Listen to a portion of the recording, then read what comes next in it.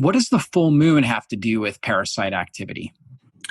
So parasite activity of the full moon is when the larvae come out. And so in certain parasites like roundworms, threadworms, a variety of them, they have a life cycle in the lungs. So larvae go up into the lungs, they come back out and go down into the intestines, and then they mature. So that's where the full moon comes into play, is that there's a lot, I've seen it's just a lot of restlessness that people have, a lot more either symptoms. You see it easier in little kids. So I've seen babies, a lot of babies that I've worked with that were head to toe in eczema. And during that time period of full moon, and they were scratching, their faces are bleeding, and they can kind of control what was going on. Their symptoms were exacerbated dramatically. Their parents had to cover their hands, and even some of them even had to take gloves on them so they wouldn't pull them off to scratch their faces so bad. And within a few months, all that was completely cleared up. They had been dealing with 18 months or 2 years, and having done, the steroids and all the traditional medical treatment that they had gone through, nobody had figured out, well, probably it's parasites. No. And, Hulda Clark, she's a pioneer back in the 70s and 80s on this, and wrote some books about it. And she was a naturopath PhD, and she that's where I started doing deep dives into what she wrote, and then looking into different PubMed research and other books of experts, and really learning what's happening. And it's once you start seeing the symptoms people have, then you can almost look at, okay, it's probably this type of parasite just based off the symptoms that's being caused. Yeah, and also with the full moon, just from a neurological chemistry perspective, you've got more light taking place because the sun's reflecting off the moon. And so that reduces our melatonin release and increases serotonin. And it's that serotonin that their parasites have serotonin receptors that make them more active. And so I know that you guys with microbe formulas and with Cellcore and how you teach doctors, you teach to really go after those parasites, particularly around the full moon. It's a really great time to do a protocol, right? Yeah, and so absolutely. What are some of the great herbs to utilize there? So we use the mimosa pudica seed, and that mimosa pudica helps the binding, just pull stuff and clean up the GI system. Also has some good properties in there that are more towards antibacterial, antiparasitic properties.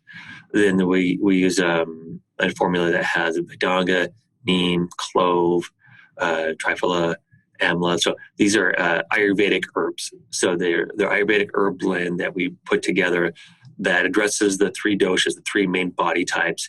And so it's very well tolerated by many people. But it also, at the same time with the neem, is good for the microbiome. It's supportive for the liver. So a number of them are good for the microbiome. But yet they still push out, because of the spices and bitters in there, push out parasites. And then we have other products that have thyme and sage and some little bit of black walnut in there, and blue tansy, and so some different herbs, more American herbs, that is very effective tincture. And the thing is what we're looking for. Holy basil is another one. What we're looking for is, when I put these together and formulated these, I wanted to be sure we could address the larvae, the eggs, and the adult phase. The other thing I wanted to be sure on that tincture was, I want to try and drive it to the lungs to push parasites out of the lungs as well, because there's so many life cycles from the GI system to the lungs, as well as there's a variety of different lung parasites. So people that have asthma and chronic coughs and type stuff that that guy's got parasites. It's I wanted to be sure we had something that could address the whole life cycle of specific types of parasites, so that we could drive these things out, instead of just here's a drug, but it doesn't address the larvae, or it doesn't address the eggs. So then they just keep replicating. So you have to be sure you address the different stages. So which of those herbs are best for, let's start with the larger multicellular organisms like worms that are in our system? So the way the way I've put these together is that they could do a variety across the board. Mm-hmm. So with the different ingredients, the amla, or the olorina, which is Kutaja in India, that one is more for protozoans, for example. Mm-hmm. Okay, the vedanga is going to be more geared towards roundworms, Neem is going to be a lot for liver stuff. So flukes. They also address the vanilla also addresses some of the tapeworm stuff, and then black walnut and some of the blue tansy. That stuff will hit roundworms and threadworms pretty good, but at the same time, at higher doses, the tapeworms don't like it. So I've seen people pass 6-foot tapeworms. One guy passed four of them. He lived in Brazil for a little while, so he got exposure down there. I've had people do cruises down to the Caribbean and to Mexico, and just weren't the same after the cruise. And as we helped them, supported them, taking some products, they passed a ton of parasites. And one gal passed a lot of them that were 2 feet long, 4 feet long, and then then there's other ones that are just tiny little things that look like little rice kernels, and the strongylides are that way. Threadworms are really small, and then the liver flukes with those that Formula One there that'll help it and start just changing the chemistry. That neem, the bitters are good, and I don't think we eat enough bitters in our American diet. Yeah, I agree. Yeah, that helps with stomach acid. It helps with digestive juices. It helps with liver bile production. So that's what we're doing with the combination of them.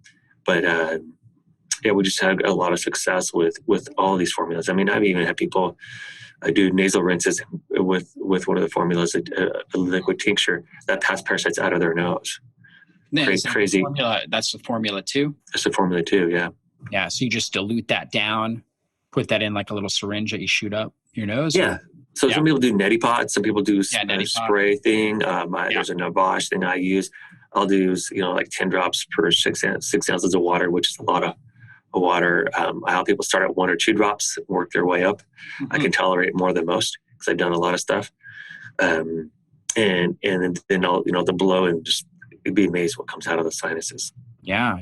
That's so interesting. Are you guys considering putting that into like a spray format, like a sinus spray? We are. Mm-hmm. Yeah.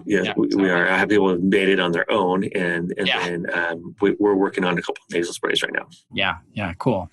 And now, when it comes to parasites, do you recommend somebody? Let's say somebody's very sensitive. They're dealing with chronic health issues, chronic inflammation. Do you recommend they just get started immediately on parasite cleansing or doing full moon protocols, or should they do something before that? So we recommend do something before that, and that is opening up your drainage pathways. You got to be going to the bathroom. You got to be having your bowel movements. If you're going to go and start knocking these things off, they create a byproduct toxin that doesn't make you feel well if you're not able to get it out. So you're reabsorbing that stuff, right? So it's really important that you prepare the body for it. So when we have phase 1, it's all about energy and drainage. We want to upregulate the body's energy to metabolize these things out. We want to make sure you're opening up your pathways, like your colon is clearing, your bowel movement is flowing. Those are very important when we get into the lymphatics as well. And so it's that drainage funnel that we want to be sure things are moving, things are starting to work, enzymes are being activated because there's energy that allow you to detox and cleanse out. And then we go into that part of what we call our phase 2, which is the digestive system.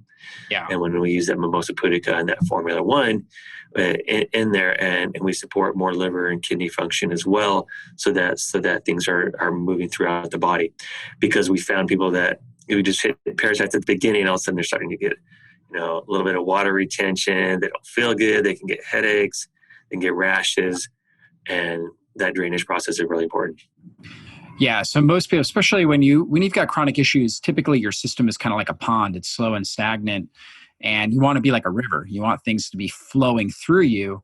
And so you're opening up all those drainage pathways. So getting the liver bile ducts really working better, the lymphatic system working better, which is actually your second circulatory system, really how you're circulating immune cells and getting rid of immune debris and things like that.